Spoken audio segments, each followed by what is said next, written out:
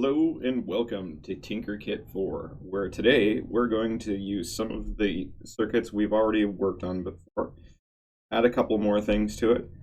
We will make an RGB nightlight.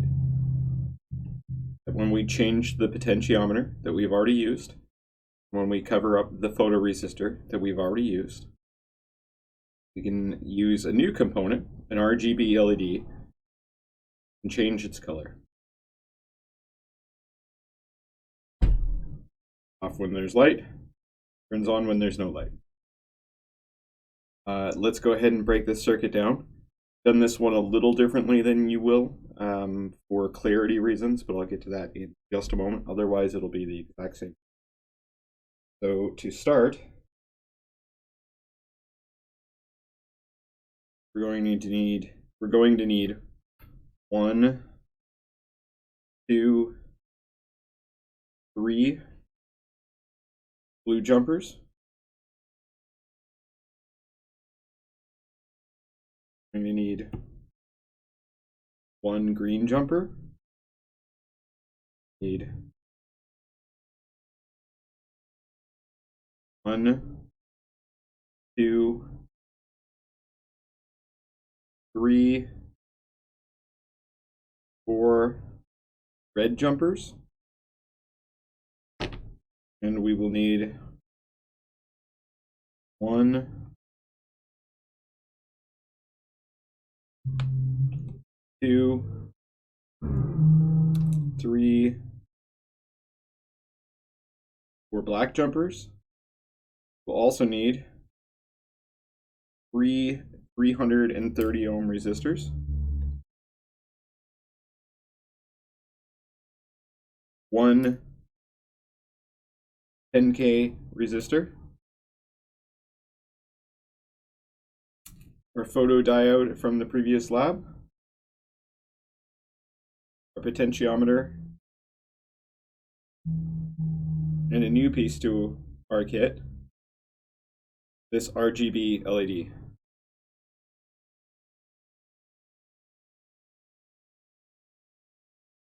Now, a quick note about this new RGB LED.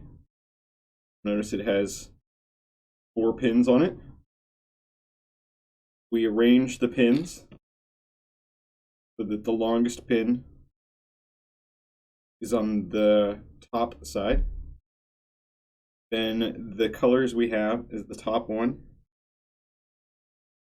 Top short pin will be red. The longest pin right below it will be our common or our ground. The pin below that is green, and the bottom pin is blue. Other than that, as long as you hook up the long pin as ground, and then the short pins will have the resistors on them, this will act exactly like your previous LEDs that you've used. Now that we've got that, let's go ahead and build our circuit. One other note, in this lab, I'm using some smaller jumper wires that are just little pieces of wire.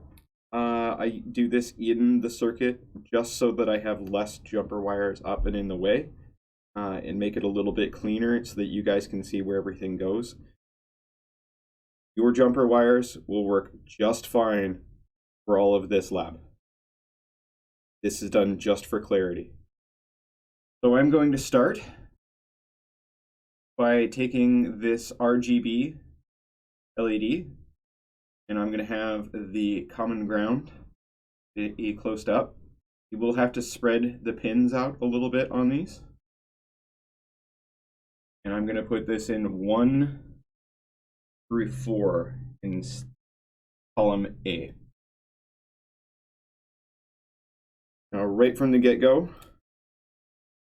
I'm going to hook up my common, one of my black wires, go from 2B over to my common ground.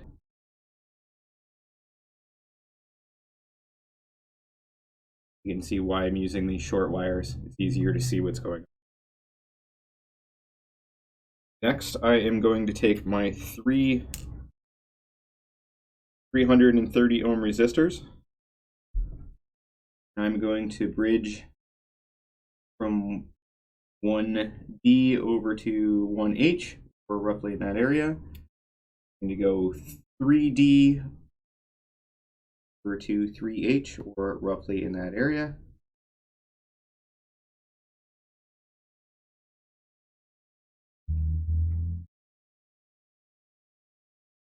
And I'm going to go once again from 4D roughly over to 4H.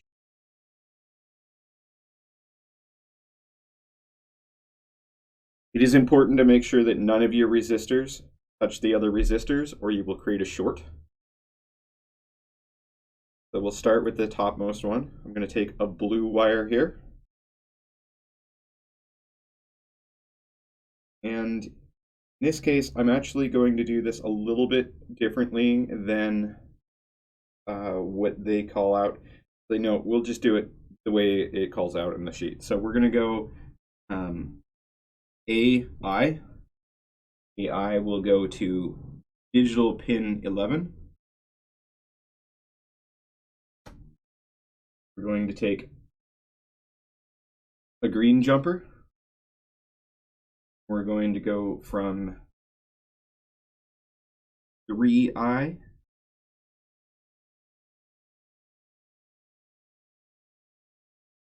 bring this down to pin N.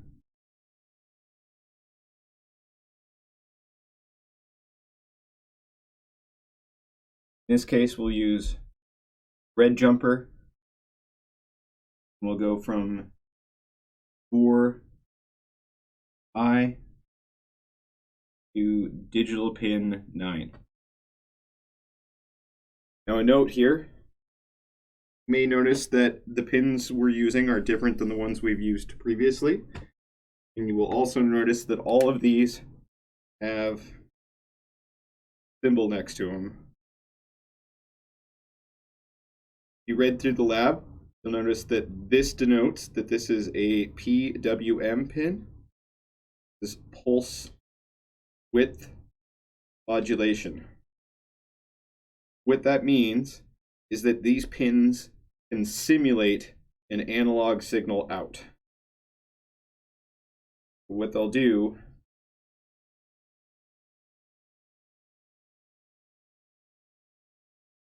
is create a square wave where we have a 1, 0, 0, 1.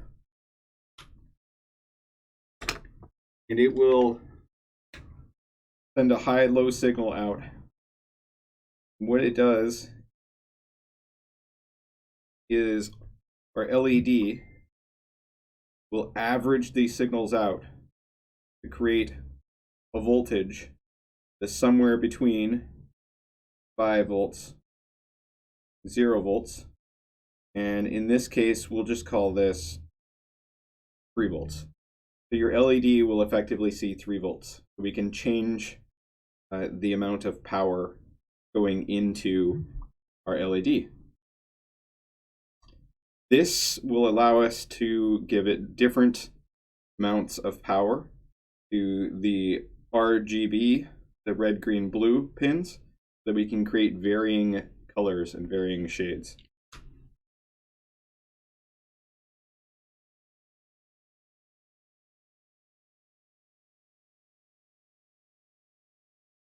Great. Next, we're going to take our trusty potentiometer. Once again, I like to have it so the lettering is to the right. Excuse me, the lettering goes to the left of our circuit. And somewhere down here, I'm going to use rows 14, 15, and 16. I'm going to plug it into column A. I am going to use a couple of my red jumpers here. Red jumpers, once again, these will work just fine for yours. I'm just doing this for clarity in the circuit. So remember that our top pin, power input,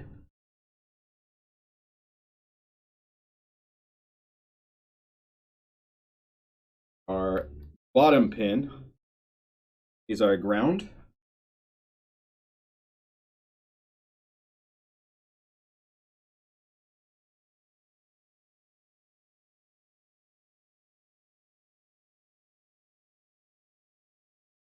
And we will use blue jumper as our signal, as our output. And the other end of this will go into analog pin 1.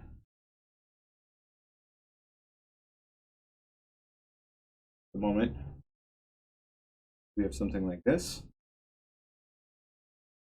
Okay, and now we need to rebuild our voltage divider that we had before.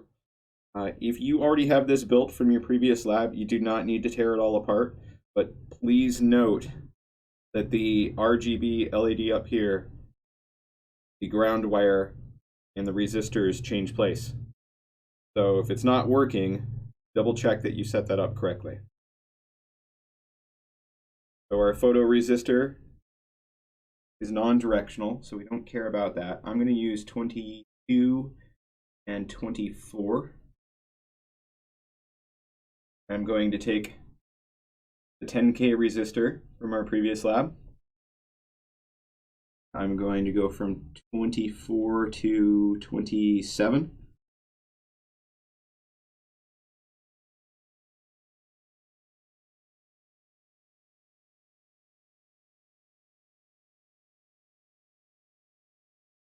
Now we're going to finish up our voltage divider here.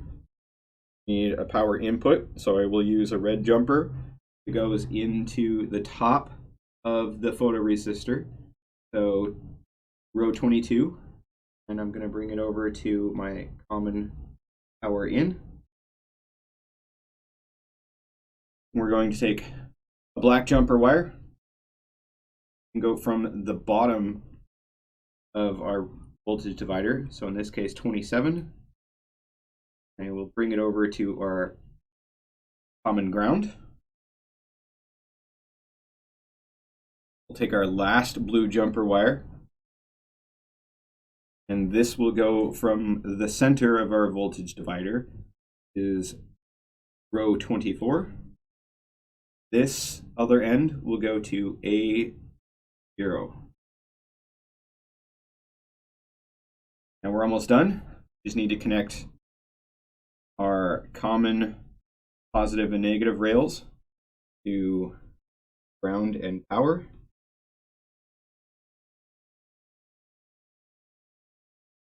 Don't forget this step, it's a very easy one to forget. Okay, and now something that looks a bit like this.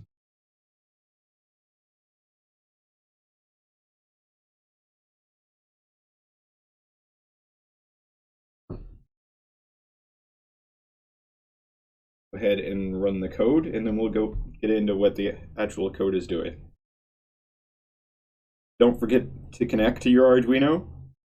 A equals Arduino COM port Uno. You should have that down by now. If everything's working, you'd be able to change the lights.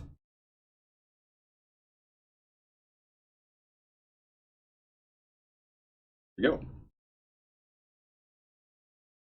So that is the circuit.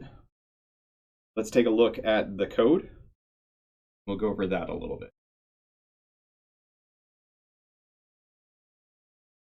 Okay, here you can see working on Tinkercad 4. I've already copied the code over into a new script file so that I can make changes to it and save it. Once again, this is good practice. Make sure you copy it in the script file. You do not need the live script. A normal script will work just fine for this.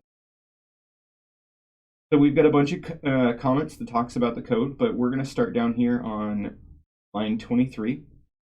As in previous labs, we're setting up the pins and the outputs, creating variables. So sensor pin A0, you recall A0 goes into our voltage divider circuit, specifically to our photoresistor.